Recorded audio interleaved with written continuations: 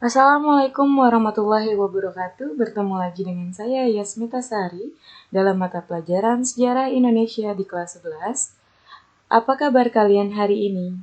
Semoga kalian tetap baik, sehat, dan bahagia selalu. Hari ini materi kita adalah zaman pergerakan nasional, di mana masa pergerakan nasional adalah masa-masa penting dalam sejarah Indonesia. Terdapat faktor ekstern dan intern lahirnya nasionalisme di Indonesia. Yang pertama, faktor ekstern. 1. Kemenangan Jepang atas Rusia di tahun 1905 yang menyadarkan dan membangkitkan bangsa-bangsa Asia untuk melawan bangsa-bangsa Barat. Kedua, munculnya paham-paham baru di Eropa dan Amerika yang masuk ke Indonesia seperti liberalisme, demokrasi, nasionalisme, dan sosialisme yang mempercepat timbulnya nasionalisme di Indonesia. Yang ketiga, kebangkitan nasional di Asia dan Afrika.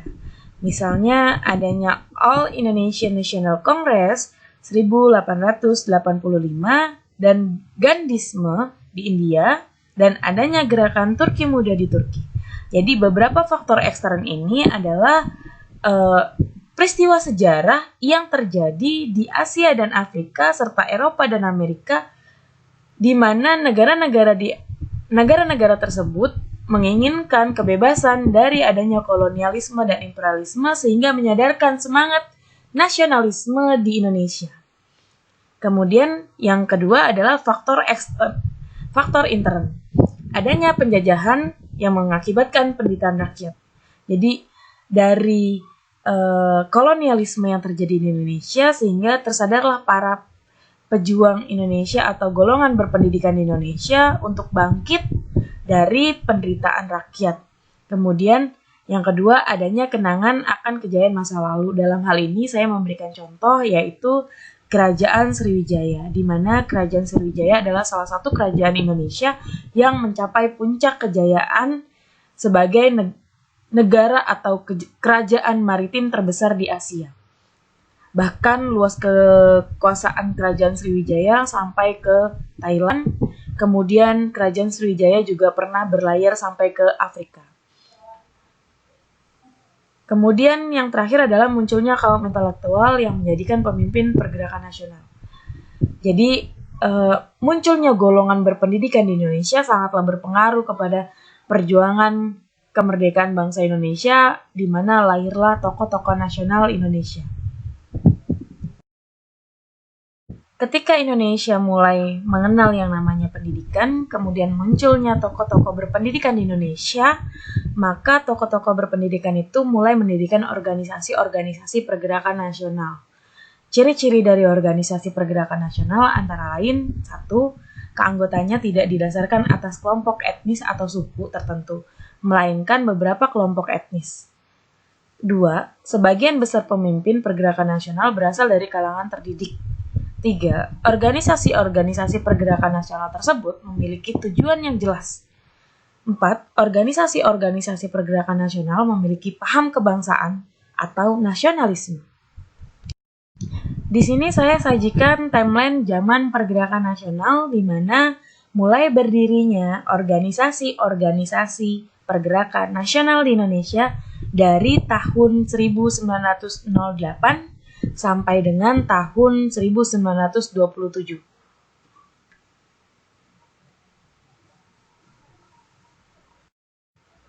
Organisasi pertama yang berdiri di Indonesia yaitu Budi Utomo atau BO.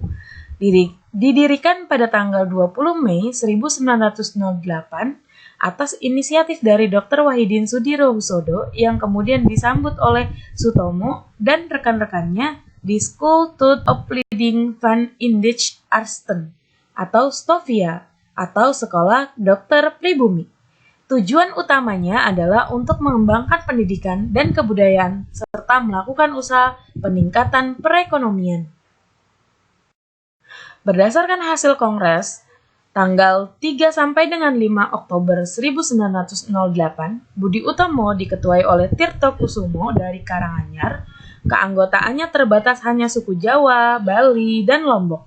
serta hanya bergerak dalam bidang pengajaran, pendidikan, dan kebudayaan, serta tidak terlibat dalam politik praktis. Karena sebagian besar anggotanya adalah pegawai pemerintah, maka BO selalu berhubungan baik dengan pemerintah, selalu bersikap hati-hati dalam mengambil kebijakan. Disebabkan Budi Utomo mempertahankan sifat kedaerahan, dan desakan untuk membuka diri menjadi organisasi nasional semakin besar, menjadikan Budi Utomo semakin mundur, dan banyak anggotanya pindah ke organisasi lain. Sarekat Islam atau SI didirikan oleh Haji Samanhudi pada tahun 1905 di Solo dengan nama Sarekat Dagang Islam atau SDI, corak pergerakan agama dan ekonomi. SDI tujuannya hanya untuk pergerakan agama dan perdagangan. Kemudian, seiring berkembangnya waktu karena banyak masyarakat luas yang ingin bergabung dengan SDI, maka pada tanggal 10 September 1912, SDI dirubah menjadi Sarekat Dagang Islam, di mana keanggotaannya tidak terbatas hanya para pedagang, tetapi seluruh masyarakat yang ingin bergabung kepada organisasi Sarekat Islam diizinkan untuk masuk. Di mana menurut Hos Cokro Aminoto, tujuan SI untuk memajukan perdagangan, membantu pengajaran, memperbaiki pendapat yang keliru mengenai Islam, dan hidup menurut perintah Islam. Pada awalnya, SI bersikap kooperatif dalam perjuangannya. Akan tetapi, setelah diketahui Volksraad atau Dewan Rakyat tidak memperjuangkan kemerdekaan, maka perjuangan berubah menjadi non-kooperatif.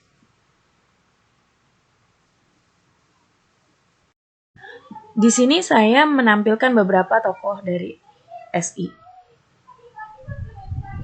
Sebelum SI terpecah, SI kedatangan anggota baru yaitu Semaun dan Darsono yang pernah diasingkan dari Indonesia. Kemudian ketika kembali ke Indonesia, dia bergabung dengan organisasi Sarekat Islam. Ketika mereka bergabung, mereka membawa pengaruh komunis ke dalam Sarekat Islam. Sehingga pada tahun 1921, SI terpecah menjadi dua. SI Putih dipimpin oleh Hos Cokro Aminoto berhaluan Islam, dan SI Merah yang berhaluan komunis dipimpin oleh Maun dan Darsono, yang kemudian mendirikan PKI. Kemudian, SI berganti menjadi Partai Sarekat Islam atau PSI Indonesia dengan Ketua Haji Agus Salim. Penambahan Indonesia menunjukkan semangat kebangsaan. Indijpark didirikan di Bandung pada tanggal 25 Desember 1912 oleh Dr. Ernest Francois Eugene Dues Dekker yang kemudian dikenal sebagai Dr. Danu Dirjo Setiabudi, Dr. Cipto Mangunkusumo, dan Suwardi Suryaningrat yang kemudian dikenal dengan nama Ki Hajar Dewantara.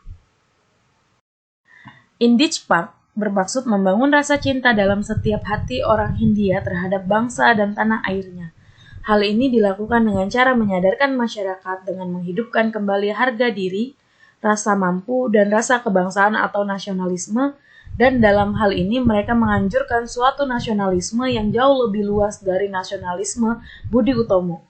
Dan cita-cita ini mereka sebarluaskan melalui harian The Express. Kita masuk ke dalam Partai Komunis Indonesia atau PKI. Didirikan dengan nama Partai Komunis Hindia atau PKH setelah Semaun dan Darsono dikeluarkan dari SI pada Mei 1920. Anggotanya sebagian besar dari Indie Social Democratic Vereniging atau ISDV yang didirikan oleh H.S. Nevlid, seorang Belanda yang berhaluan sosialis.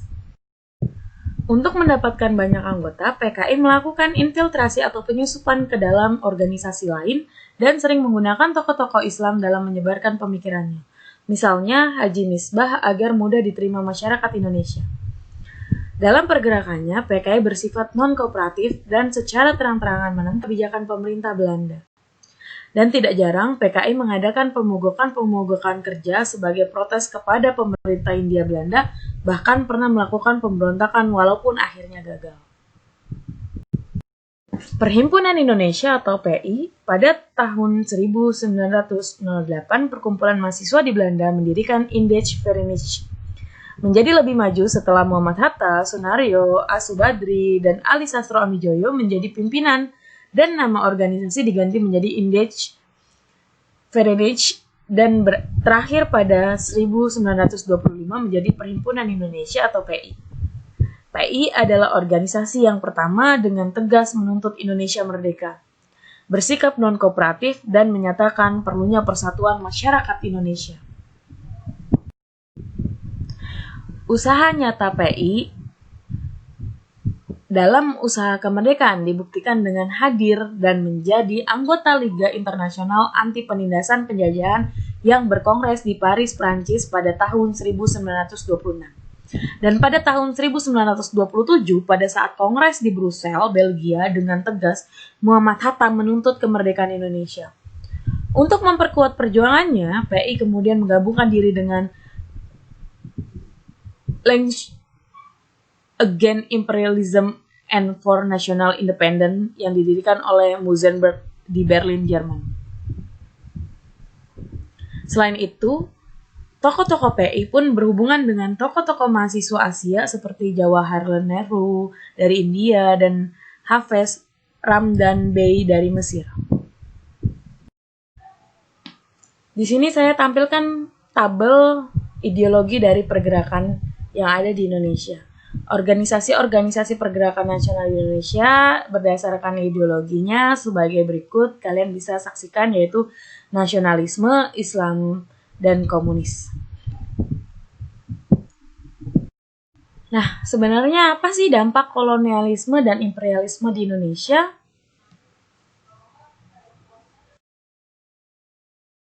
Dampak kolonialisme dan imperialisme dapat dilihat dari beberapa bidang, yaitu politik pemerintahan, ekonomi, sosial budaya, dan pendidikan.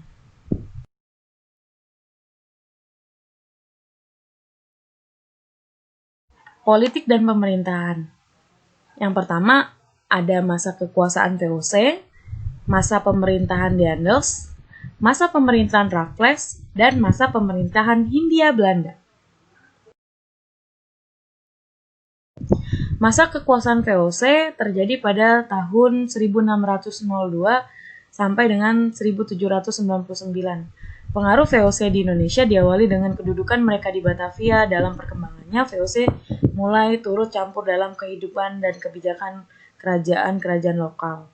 Campur tangan dalam urusan politik, kemudian penguasaan pribumi menjadi bawahan VOC, kemudian politik adu domba atau divide et impera yang dijalankan oleh VOC menyebabkan perpecahan di kalangan keluarga kerajaan. Kemudian pada masa pemerintahan Daendels 1808 sampai dengan 1811, pada masa pemerintahan Gubernur Jenderal Daendels, penguasaan pribumi diangkat sebagai pegawai negeri. Mereka menerima gaji secara bulanan dan dilarang menerima upeti. Selain itu, mereka kehilangan jabatan secara turun-temurun. Jadi ini adalah kebijakan yang kita bisa kita lihat sampai dengan sekarang, yaitu adanya PNS. Kemudian di Pulau Jawa dibagi menjadi 8 keresidenan, yaitu kedudukan penguasa pribumi semakin merosot dan dualisme pemerintahan. Jadi ada pemerintahan Eropa dan pemerintahan pribumi. Nah, di sini saya tampilkan bagan pemerintahan Eropa, yaitu yang paling atas yaitu residen atau keresidenan, kemudian yang kedua adalah asisten residen, afdeling, kemudian pegawai kontrol atau kontrol afdeling. Di sini saya juga tampilkan bagan pemerintahan pribumi, yaitu yang pertama bupati atau kabupaten, kemudian wedana atau distrik, kemudian selanjutnya asisten wedana atau under district, kemudian pejabat desa atau desa. Jadi nanti ini adalah bagian dalam pemerintahan kolonial Belanda yang nantinya akan dibagi lagi ketika masa pemerintahan kolonial Jepang. Jadi secara tidak langsung struktur pemerintahan kita saat ini adalah warisan dari bangsa kolonial.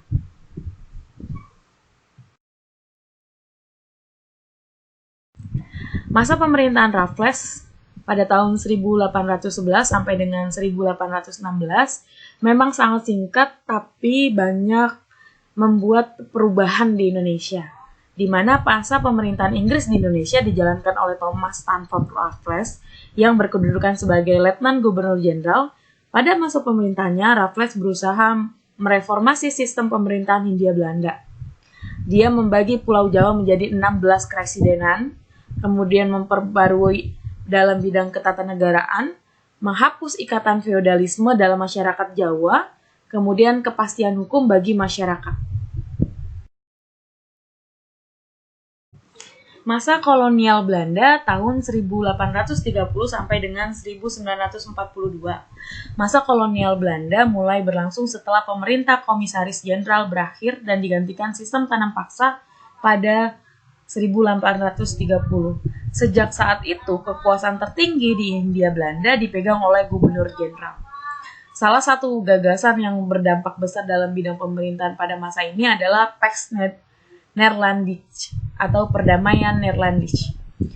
Gagasan yang dicetuskan oleh J.B. van Hout tersebut bertujuan menyatukan seluruh wilayah Hindia Belanda di bawah kekuasaan Belanda.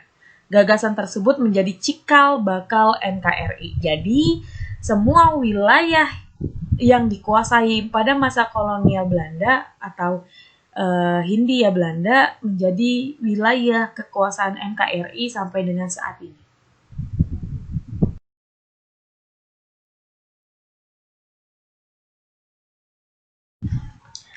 Kemudian, dampak dari bidang ekonomi.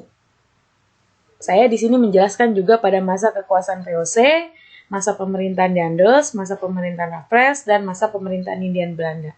Agar kalian bisa membedakan bagaimana sih dampak ekonomi pemerintahan kolonial di setiap masa pemerintahan.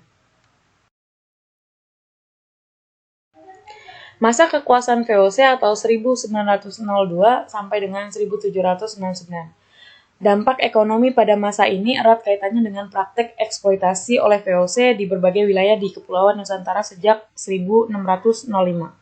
Secara umum, praktek eksploitasi yang dijalankan oleh VOC berupa penanaman paksa, penyerahan wajib, monopoli perdagangan, dan penyerahan pajak. Monopoli perdagangan VOC dipusatkan di Kepulauan Maluku dan Banten. Di Maluku, VOC memonopoli kegiatan perdagangan rempah-rempah. Adapun di Banten, VOC memonopoli kegiatan perdagangan lada. Praktik eksploitasi VOC juga berkait dengan kebijakan VOC yaitu Verlicht, Leverage, and Contingent.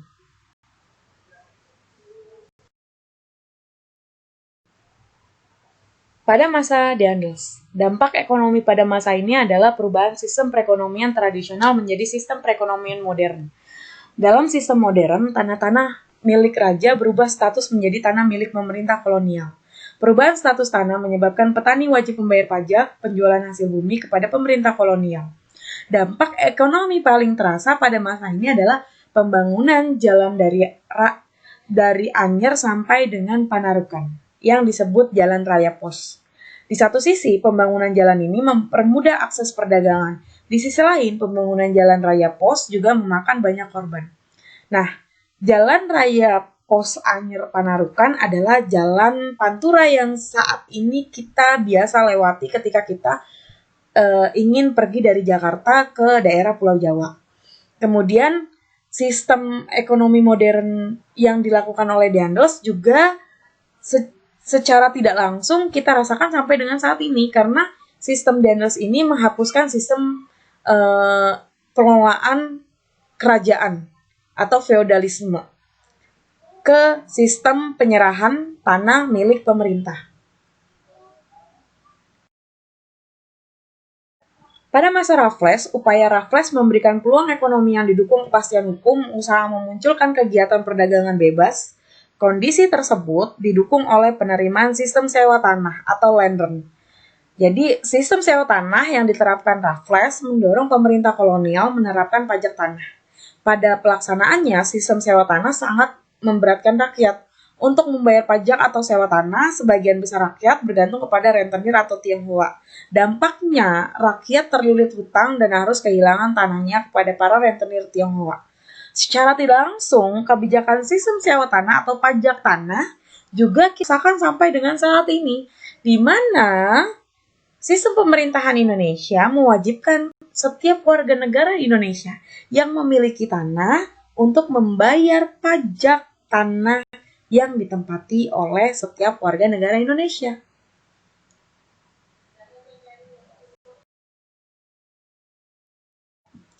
Pada masa kolonial Belanda, dampak perekonomian pada masa pemerintah kolonial Belanda berkaitan erat dengan sistem tanam paksa dan sistem ekonomi liberal atau open door policy. Kebijakan tanam paksa dan ekonomi liberal menyebabkan munculnya kota-kota pusat industri di Hindia Belanda. Kemunculan kota-kota tersebut diikuti dengan pembangunan jalur transportasi dan berbagai infrastruktur. Masyarakat pada masa kolonial Belanda juga mulai mengenal sistem perbankan modern. Jadi, menurut saya, dari segi sistem ekonomi, baik dari pemerintahan VOC dengan masa kolonial Belanda, menyebabkan banyak dampak bagi bangsa Indonesia yang masih bisa kita rasakan sampai saat ini. Nah, perbedaannya pada saat itu, keuntungan sepenuhnya diambil oleh bangsa kolonial. Nah, kalau saat ini keuntungan sepenuhnya dinikmati oleh, yaitu siapa sih? Rakyat Indonesia. Kemudian dampak sosial dan budaya. Saya rasa dampak sosial dan budaya ini yang paling banget bisa kalian lihat sampai dengan saat ini pengaruhnya.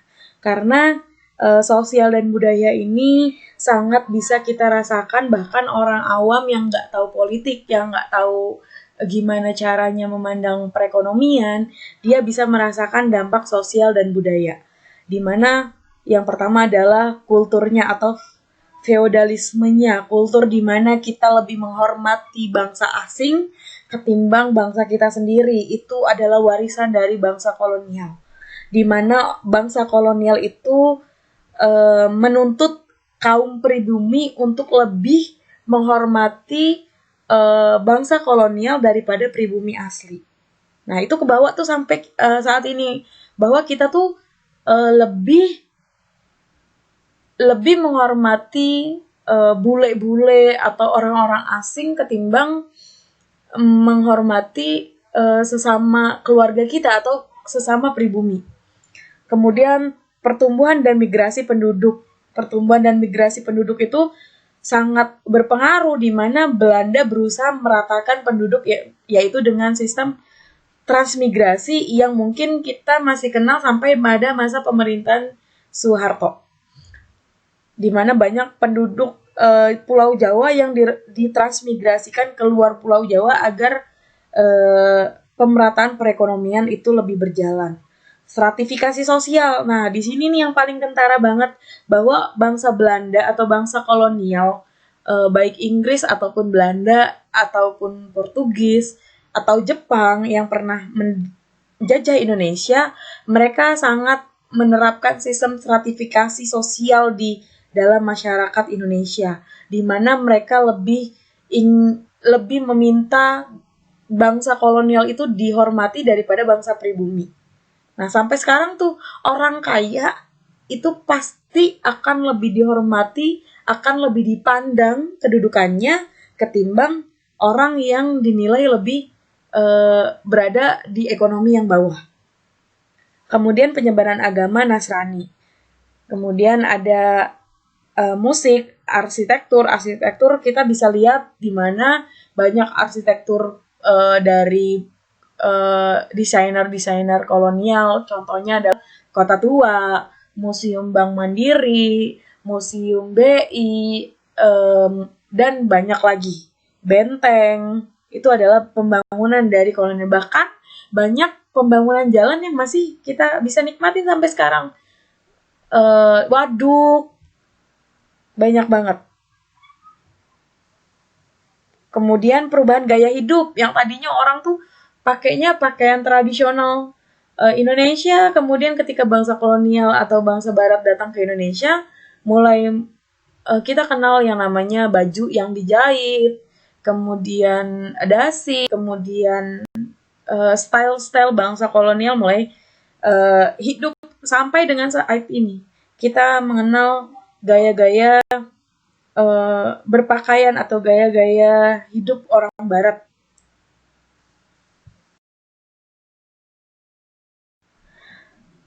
Selain itu, dampak dari adanya kolonialisme di Indonesia adalah lunturnya feodalisme. Sistem feodal ditandai dengan adanya tanah-tanah luas yang dikuasai oleh para bangsawan dan tuan tanah. Sedangkan rakyat biasa berperan sebagai budak. Para budak disebut bekerja menggarap tanah milik para bangsawan. Secara bertahap, penguasaan kolonial berhasil menggeser hak-hak istimewa para penguasa pribumi. Para penguasa pribumi itu ditempatkan sebagai pegawai pemerintah kolonial. Jadi kedudukannya lebih rendah. Kemudian sistem kerajaan dihapuskan, yang ada adalah sistem pemerintahan. Nah, itu yang terjadi sampai saat ini di Indonesia. Selain itu, dampaknya adalah pertumbuhan dan migrasi penduduk. Pada abad ke-19, pertumbuhan penduduk di Hindia Belanda mengalami peningkatan. Kondisi tersebut mendorong pemerintah kolonial Hindia Belanda menerapkan program migrasi penduduk khusus di Pulau Jawa. Nah, sebenarnya program ini masuk ke dalam program yang kita kenal sebagai politik etis atau politik balas budi, di mana salah satu program politik etis atau politik balas budi yaitu adanya program emigrasi, pemerataan penduduk. Nah, itulah yang diterapkan oleh bangsa kolonial Belanda. Pemerintah kolonial Belanda berusaha memperlancar program migrasi dengan membujuk para petani miskin di pedesaan Pulau Jawa untuk bekerja di perkebunan di Sumatera Timur atau daerah-daerah lain.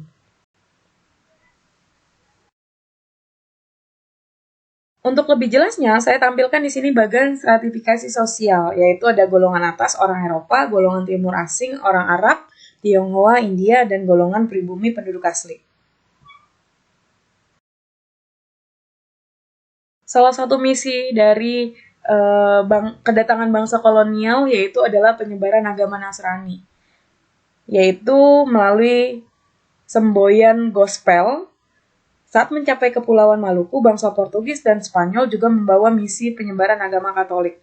Sementara itu, agama Kristen mulai dikenal masyarakat seiring masuknya berbagai organisasi kegiatan agama Kristen atau Zending.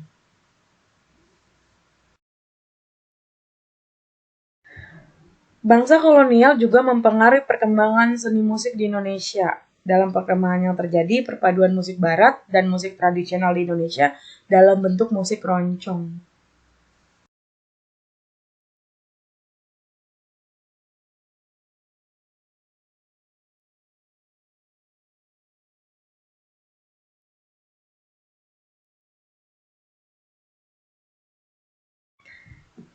Dampak yang terakhir adalah dampak dalam bidang pendidikan, di mana perkembangan pendidikan di Indonesia tidak terlepas dari kebijakan politik etis yang dilakukan oleh kolonial Belanda, di mana mereka mendirikan sekolah-sekolah bagi kaum pribumi yang sebelumnya Belanda tidak mengizinkan kaum pribumi untuk berpendidikan karena Belanda ingin membalas budi kepada bangsa Indonesia yang telah banyak menyumbangkan pemasukan bagi kas negara Belanda dan pembangunan negara Belanda, maka Belanda menerapkan sistem politik etis atau politik balas budi. Satu programnya selain imigrasi adalah pendidikan, yaitu pemerintah kolonial meskipun memisahkan sekolah kolonial dengan sekolah pribumi, tapi pemerintah kolonial telah mengizinkan bangsa pribumi untuk bersekolah. Nah, dari sinilah maka muncul pergerakan nasional di Indonesia.